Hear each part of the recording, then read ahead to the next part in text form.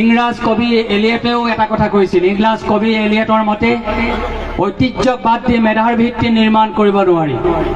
ৰূপকোঁৱৰ জ্যোতিপ্ৰসাদ আগৰৱালাদেৱৰ মতেও প্ৰগতিৰ বৰগড়ৰ ভেটি বান্ধিবলৈ হ'লে আমি ঐতিহ্যক স্বীকাৰ কৰিবই লাগিব।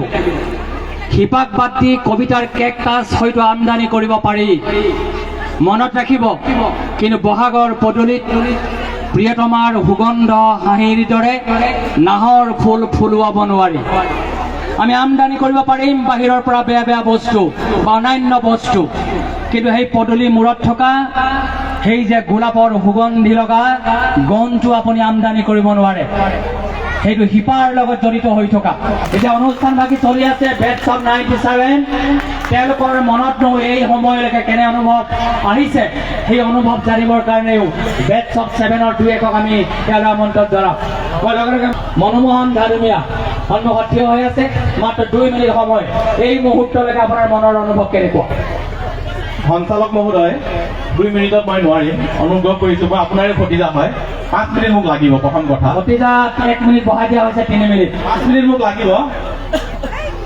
গুৰু ব্ৰহ্মা গুৰু বিষ্ণু গুৰুদেৱ মহেশ্বৰ গুৰু সাক্ষাৎ পৰম ব্ৰহ্ম তস্मै শ্ৰী গুৰুবে নমঃ।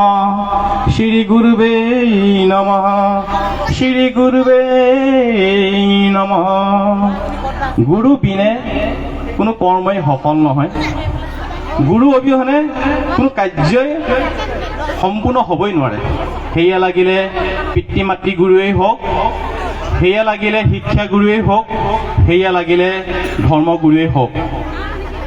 মই যিকোনো শুভ কৰ্ম কৰাৰ আগমুহূৰ্তত সদায় গুৰুক স্মৰণ কৰি আৰম্ভ কৰোঁ। প্ৰাক শংকৰী যুগৰ শ্ৰেষ্ঠ কবি মাধৱ কন্দলীয়ে তেখেতৰ প্ৰিয় শিষ্য জগত গুৰু অসমীয়া প্ৰাণ প্ৰতিষ্ঠাপক শ্ৰীমন্ত শংকৰদেৱক এবাৰ এটা অনুষ্ঠানত ভাষণ প্ৰদান কৰিবলৈ কৈছিল। তেতিয়া জগত গুৰুজনাই এটা পদেৰে আৰম্ভ কৰিছিল। পূৰ্ব কবি অপ্ৰমাদী মাধৱ কন্দলী আদি বিৰচিলে পদে ৰাম কথা হস্তিৰ দেখিয়া লাদ সহা যেন মাৰ্গে ফাগ মোৰো ভৈল এনেয় অৱস্থা। নিশ্চয় বুজি পাইছে, ছাৰসকলক দেখি মোৰ সেই একেই অৱস্থা হৈছে। ছাৰসকলৰ বিষয়ে ক'বলৈ গ'লে 7 দিন 7 ৰাতি ক'লেও শেষ নহয়।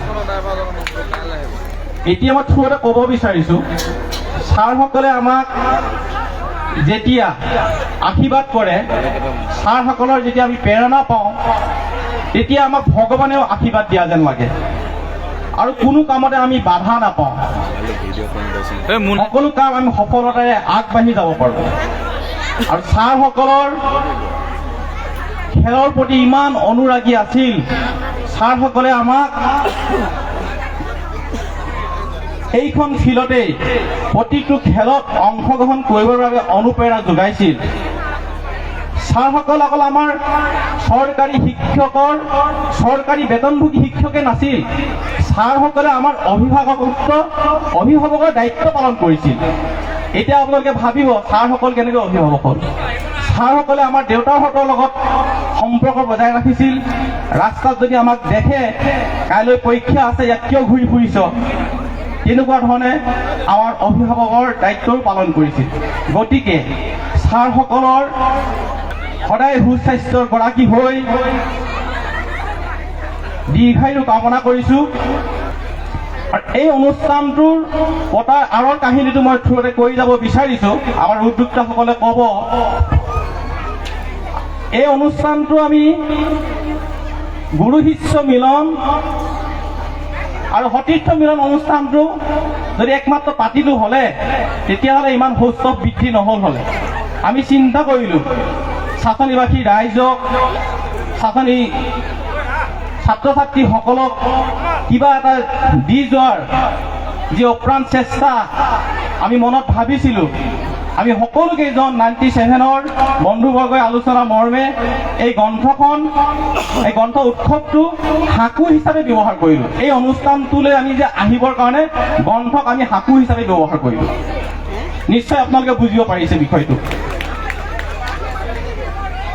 গ্ৰন্থৰ বিষয়ে মই এটা কথাও ক'ব নোৱাৰোঁ, কিয়নো জীৱনৰ মোৰ পাঠ্যপুথিখিনিৰ বাহিৰে মই আঙুলি মূৰত যিমানটা পাপ আছে সিমানখন কিতাপো মই বাহিৰাকৈ পঢ়া নাই। গতিকে গ্ৰন্থৰ বিষয়ে মোৰ ধাৰণা, মোৰ চিন্তাই মই এটা কথাই ক'ব বিচাৰোঁ, ভগৱানে সৃষ্টিৰ পিছত মানুহক দিয়া সৰ্বশ্ৰেষ্ঠ উপহাৰটোৱে হৈছে গ্ৰন্থ। এয়া মই অনুভৱ কৰোঁ, মোৰ বিশ্বাস। দ্বিতীয়তে ইয়াৰ পিছতে সতীৰ্থ সন্মিলন আছে। সতীৰ্থ সন্মিলনৰ সকলৰ ওচৰতো মই এটা কথা কৈ যাব বিচাৰিছোঁ থোৰতে। বন্ধু মানে হৈছে বিশ্বাস, বন্ধু মানে হৈছে আশা, বন্ধু মানে হৈছে প্ৰেৰণা। ইয়াৰ পিছত পৰ্যায়ত আমি সতীৰ্থ সন্মিলন আৰম্ভ কৰিম। গতিকে ছাৰসকলৰ দীৰ্ঘায়ু কামনা কৰি মই মোৰ চমু বক্তব্য সামৰিছোঁ। ধন্যবাদ। আমি ধন্যবাদ জনাইছোঁ মনোৰঞ্জন ধাদুমিয়ালৈ। অসম চৰকাৰৰ জনসংযোগ বিভাগত দিছপুৰত চাকৰি কৰে। তেওঁলৈ আমি ধন্যবাদ জনাইছোঁ।